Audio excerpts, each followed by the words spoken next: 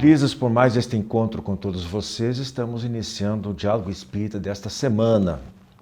O que nós estamos fazendo do nosso tempo, esse talento valiosíssimo que Deus nos concedeu para usarmos nesta atual reencarnação?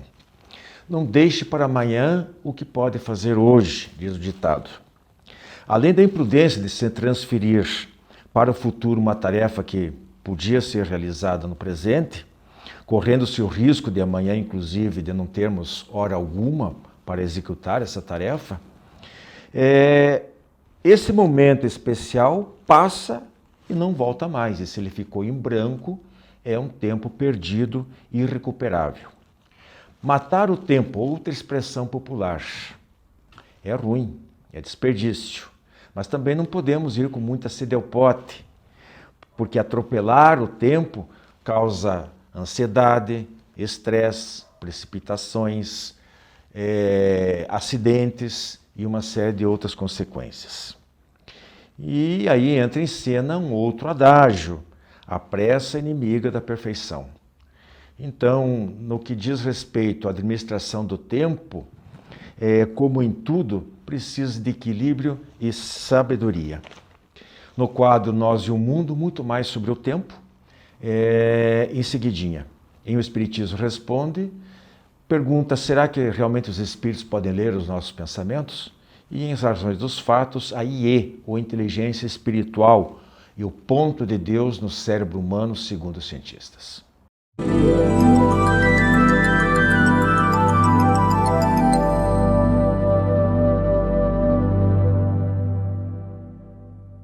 Olá, hoje no quadro Nós e o Mundo, eu sou a Maria Ana, estou aqui com a Rose e nós iremos falar a respeito do nós e o tempo.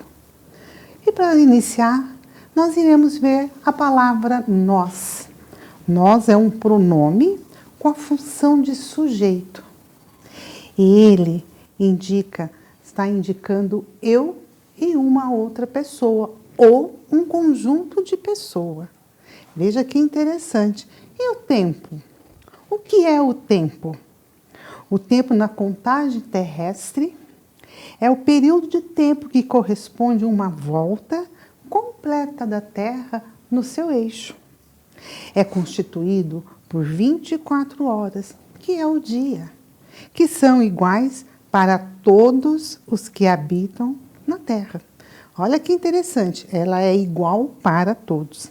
A palavra tempo pode ter vários significados, dependendo do contexto que empregamos. Nós podemos falar do tempo no momento atmosférico, que nós falamos do clima, da estação. E por falar em clima, nós temos sempre aquela preocupação de como vai estar o tempo amanhã. Vai chover ou vai fazer sol? Frio ou calor? Também nós temos o tempo musical, que é o compasso das músicas. Também temos o tempo verbal. Que não faltam são conotações para o tempo, né? Tempo. É muito tempo, né? Então, o que nós iremos ver lá na Gênesis, de que Kardec vai, então, trazer para nós, segundo as orientações dos espíritos superiores. O tempo é a sucessão das coisas. Está ligado à eternidade, do mesmo modo que as coisas estão ligadas ao infinito. Para a Terra, o tempo a substitui e durante uma determinada série de gerações. O tempo é apenas uma medida relativa de sucessão das coisas. Olha que impressionante, 150 anos atrás, né? E um conceito de tempo que foi redescoberto, né? Apesar que os filósofos gregos antigos, alguns já tinham alguma abordagem do assunto, foi redescoberto pela ciência. Tempo relativo. Tempo relativo. Na Terra de uma maneira, no outro mundo de outra. Pois é. E aí, Rose, é que está a beleza da nossa doutrina. E aí, no plano espiritual, como é esse tempo? É igual da Terra para todo mundo? Bom, como nós sabemos, o plano espiritual também é formado de matéria. né? O substrato do plano espiritual é matéria em outra organização, noutra dimensão vibratória.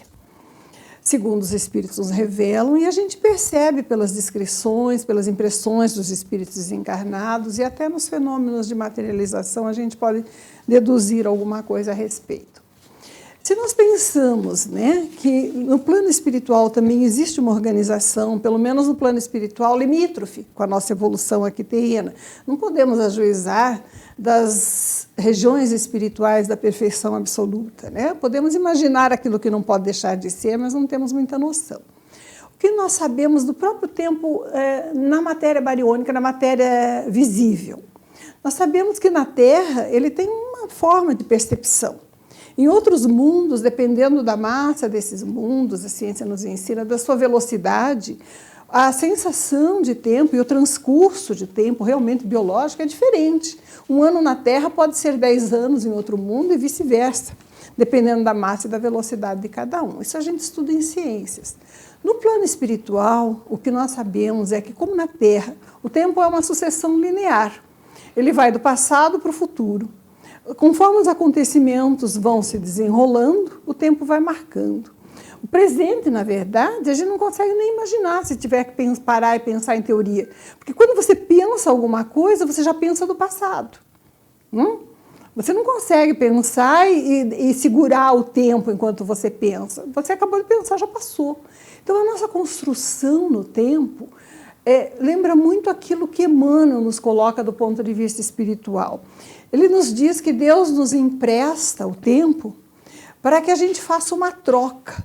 A gente troca o nosso esforço, o nosso trabalho, as nossas decisões pelo tempo e constrói aquilo que nós somos, aquilo que nos rodeia, aquilo que passa a constituir a nossa individualidade. Nesse caminhar milenar do espírito da imperfeição, né? Da simplicidade absoluta da criatura criada por Deus, sem tentar ser redundante, né? Mas da criatura, até a sua evolução como indivíduo adquirindo condições plenas de sabedoria e beleza naquilo que hoje nós chamamos perfeição, que quando chegarmos lá, com certeza, é processo de aperfeiçoamento. É muito interessante pensar no tempo dessa forma, né? Uma soma relativa, uma sucessão de fatos relativa na sua mensuração, no ponto de vista físico, também no ponto de vista espiritual, para o espírito superior, com certeza o tempo é uma coisa diferente do que para o espírito inferior. E o que nos sobra, né? Imaginarmos aquilo que não pode deixar de ser. E aquilo que nós podemos fazer para o aproveitamento correto desse tempo, para fazermos, como Emmanuel nos diz, uma boa troca. Trocarmos o nosso tempo por aquisições espirituais que nos levem mais rapidamente para o estágio de felicidade que todos queremos. Queremos, né? Vamos aproveitar esse tempo da melhor maneira, com sabedoria, com equilíbrio, né? Joana de Ângela até nos adverte, porque nós nos distraímos muito com os convites materiais e esquecemos de aproveitar o tempo verdadeiramente conosco, com o nosso aperfeiçoamento. Eu penso assim que na atualidade a gente vê melhor caracterizadas, porque sempre existiram, 2 estados espirituais ou 2 estados da mente em relação ao tempo. Aquele que se demora no que já aconteceu, que tende, né, à depressão, porque vive no passado. E aquele que se demora no futuro, que é o ansioso, que está sempre preocupado com o que vai acontecer amanhã, né? E nenhum dos dois sente aquilo que é quase intangível, né? Que é indimensional, na verdade, né? Não dimensional, que é o presente. Deixamos de fruir da beleza da vida que nos cerca, da oportunidade evolutiva com alegria.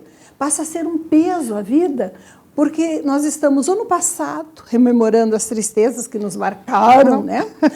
E que fazem parte só das lições que devemos acrescentar à nossa bagagem espiritual, ou ficamos pensando no futuro, como será que vai ser amanhã? E deixamos de tornar leve o processo evolutivo, que não precisa ser com sofrimento. Pois é, e até mesmo nós desperdiçamos o tempo das pessoas que amamos. Elas passam por nós. Nós vivemos, mas nós não convivemos. Nós não aproveitamos esse tempo terrestre. Não fluímos, né? Não fluímos, né? E é uma pena, porque um a presente de vida é Deus. uma bênção de Deus. Bem isso. Uma das coisas também, falando nisso, que eu me lembro com a sua colocação, é que muitas vezes nós até valorizamos muito o nosso tempo, somos muito ciosos dele, acontece, né? Não vivemos nem no passado, nem no futuro, mas somos egoístas, queremos preservar para o nosso bem-estar, não aplicamos, né, na construção do bem coletivo o nosso tempo. E muitas vezes desrespeitamos também o tempo alheio. Ocupamos com conversa vazia a cabeça dos outros, com reclamações, com tristezas que não seriam necessárias. As vitimizações, né? Nos vitimamos. Não respeitamos o tempo alheio. Então, como a gente deseja ver respeitado o nosso precioso tempo para adquirir qualidades, né, do espírito imortal, nós teríamos que respeitar o tempo alheio também, oferecendo o nosso melhor, não pondo a luz debaixo do alqueire, né? Não é se exibindo, mas cultivando a conversa sadia, o trabalho em conjunto, a alegria da convivência. Tem tanta lamentação, tanta tristeza, tanto pensamento e palavra doentia. Sem deixar que a culpa, o desânimo tome conta de nós, que possamos fazer o nosso melhor trabalho, fazer as nossas melhores escolhas, sempre lembrando do amor, da esperança e da alegria, da leveza e do tempo de convivência que estamos aqui, juntos. Bem isso. Eu lembro com vocês de um trechinho do livro O Espírito e o Tempo, se é que tem trechinho naquele livro, né? Do Herculano Pires, é tudo trechão. Para encerrarmos, né, o nosso quadro. O homem, as gerações humanas, morrem no tempo, mas o espírito não. O tempo é o campo de batalha em que os vencidos tombam para reencarnar. Quem poderia deter a evolução do espírito no tempo? A consciência humana amadurece na temporalidade. A esperança espírita não repousa na fragilidade humana, mas nas potencialidades do espírito, que se atualizam no fogo das experiências existenciais. Curta é a vida, longo é o tempo, e a verdade intemporal aguarda a todos no impassível limiar do eterno. Todas as civilizações da Terra se desenvolveram numa assombrosa sucessão de sombra e luz, para que um dia, o dia do Senhor, de que falavam os antigos hebreus, a civilização do espírito se instale no planeta martirizado pelas tropelias da insensatez humana. Então teremos o novo céu e a nova terra da profecia milenar.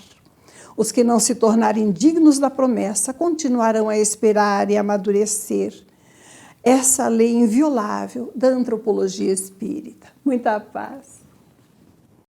A Associação de Divulgadores do Espiritismo do Paraná precisa de você para manter no ar este programa.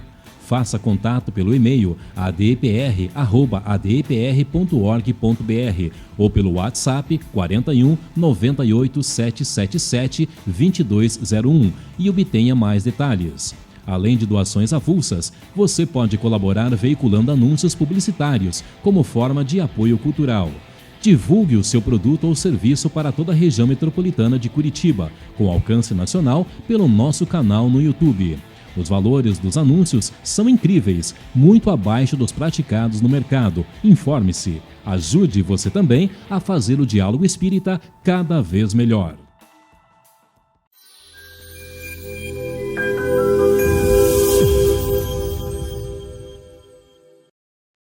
Prezados amigos, estimados irmãos em Jesus, quem pela espada mata, pela espada perecerá, é o tema do quadro Fonte Allan Kardec de hoje. Muitos podem questionar se Jesus estaria asseverando nesta fala a lei de Talião, ou seja, dando-nos o direito de subtrair a vida de qualquer pessoa. Imaginemos, pensemos juntos, que como ficaria as nossas reencarnações. Passaríamos a vivenciar um ciclo vicioso, porque se ora assassino alguém, esse alguém tem o direito de, numa próxima oportunidade, extrair a minha vida. Mas será que foi isso realmente que Jesus nos disse?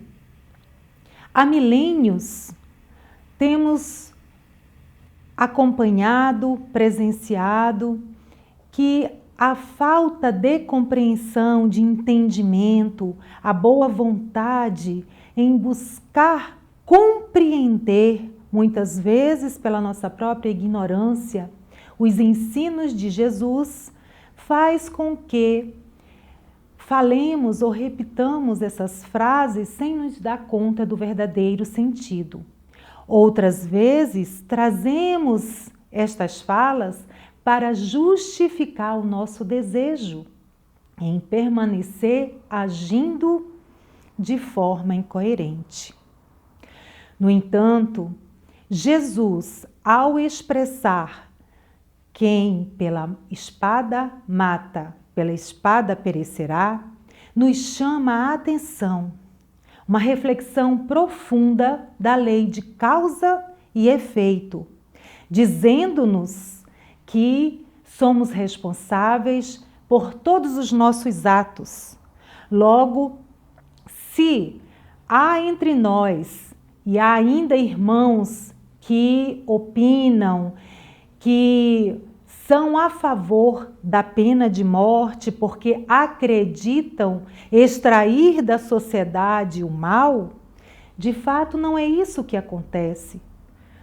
Podemos ver até pelas próprias leis humanas que se isso acontecesse, se isso fosse um fato, não teríamos tantos crimes. Mas não podemos, a nenhum de nós é dado o direito de subtrair, de extrair a vida do outro. Chama-nos a atenção Jesus para que aquilo que fazemos em determinado momento passaremos por semelhante situação para sentir, para estar na pele daquele que sofreu as nossas ações. Portanto, meus amigos, tenhamos cuidado e zelemos pelas nossas vidas e pela vida do próximo, dando sempre a chance de uma nova oportunidade de recomeço. A pena de morte não é uma atitude cristã. Uma boa semana a todos. Jornal Comunicação Espírita. Nesta edição, na matéria de capa, Armazém da Paz. No editorial, 3 minutos no Dia das Crianças. Lei Federal declara Chico Xavier como herói da pátria. Tolerância, hoje mais do que nunca. A desencarnação da escritora Zélia Carneiro Baruffi e a terceira parte da abordagem sobre o perispírito. Jornal Comunicação Espírita. Assine e recomende.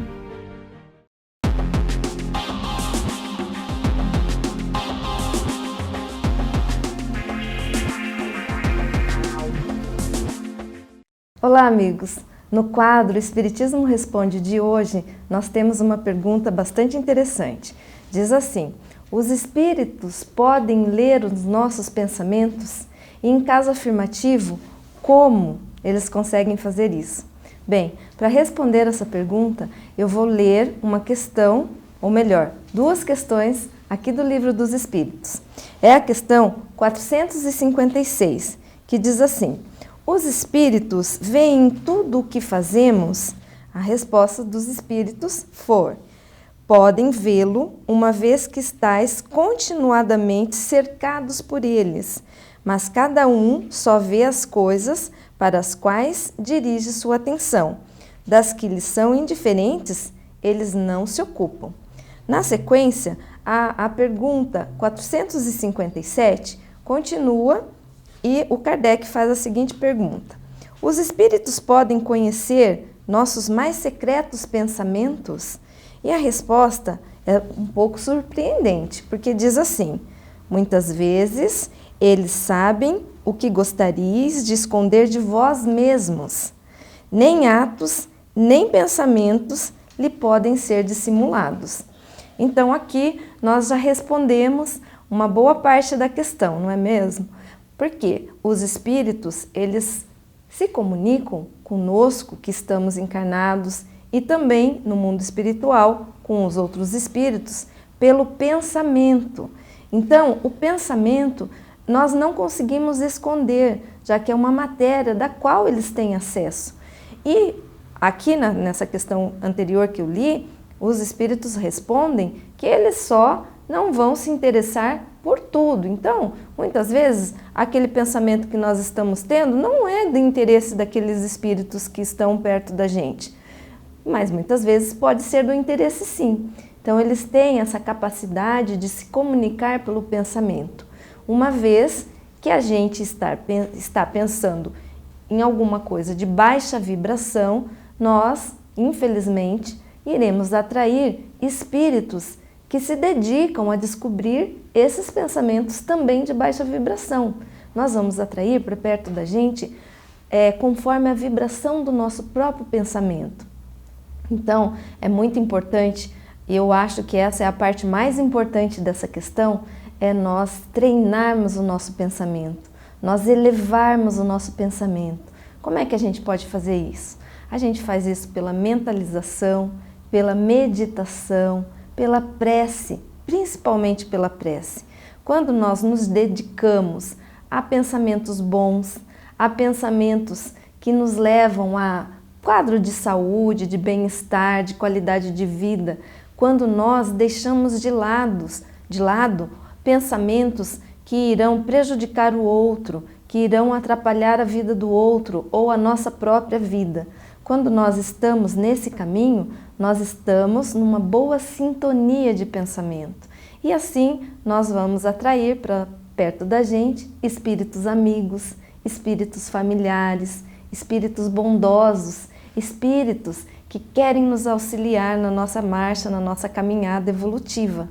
No entanto, se nós nos dedicarmos a pensar mal do outro, a entrarmos em fofocas, a ficarmos passando para frente notícias falsas, a nos perdermos nesses tantos caminhos que existem hoje em dia, não é mesmo? Pela internet, pelas vias de comunicação, que não vão produzir nenhum resultado produtivo. Então, esses espíritos que estão nessa mesma sintonia, que estão pensando em prejudicar o outro, irão se aproximar da gente pela lei da atração. Então, vamos tomar cuidado com os nossos pensamentos, vamos buscar sempre melhorar a qualidade, e isso a gente pode fazer treinando. Não é fácil e não é simples, mas é possível. Nós vamos fazendo um passo de cada vez. Já aqui, como nós lemos aqui, os espíritos podem sim ler o nosso pensamento. Muita paz, irmãos. Jornal Comunicação Espírita. Nesta edição, na matéria de capa, Armazém da Paz. Lei Federal declara Chico Xavier como herói da pátria. Tolerância, hoje mais do que nunca. A desencarnação da escritora Zélia Carneiro Baruffi e muito mais. Jornal Comunicação Espírita. Assine e recomende.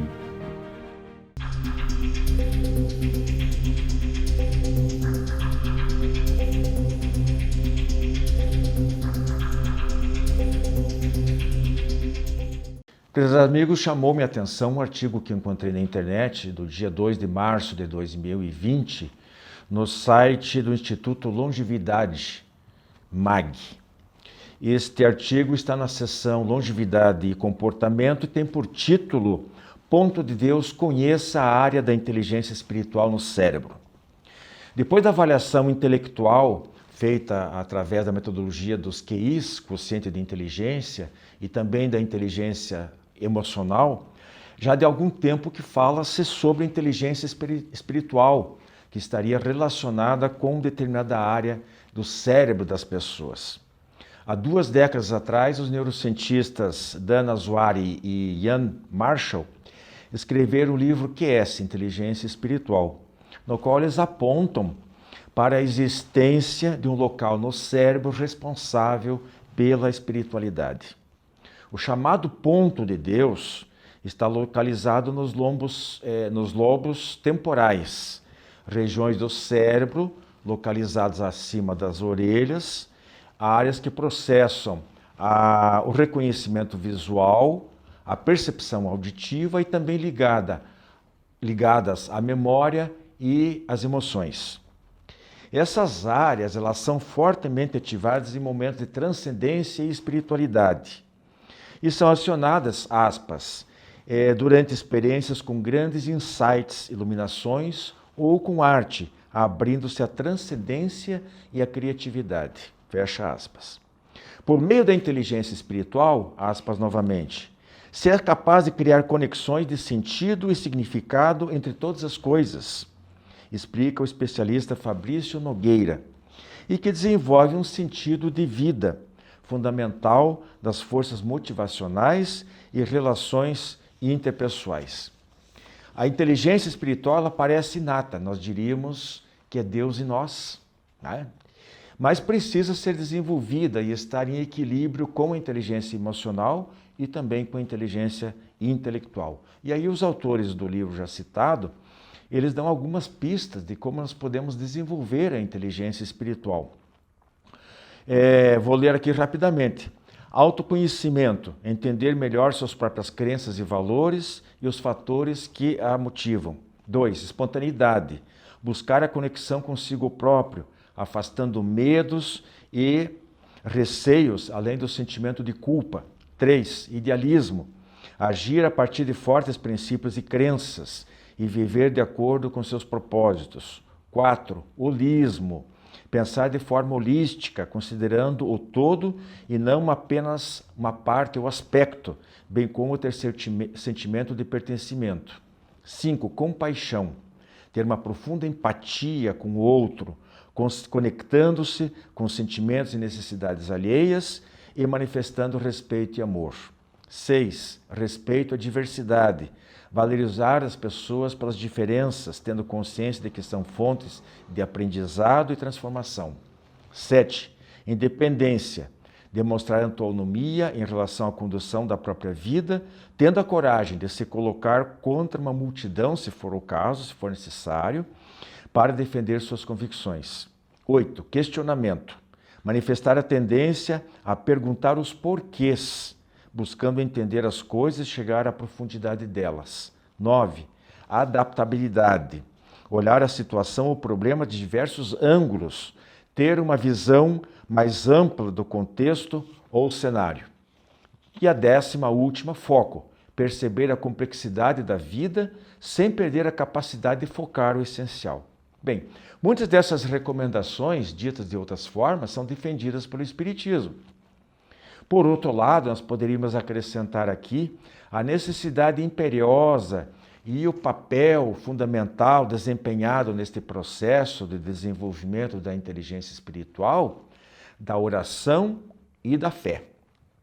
Ou ir além, para demonstrar o interesse e de reconhecer a nossa capacidade, o bem que Deus nos dá da nossa sobrevivência, a imortalidade, a compreensão da reencarnação e da lei de causa e efeito.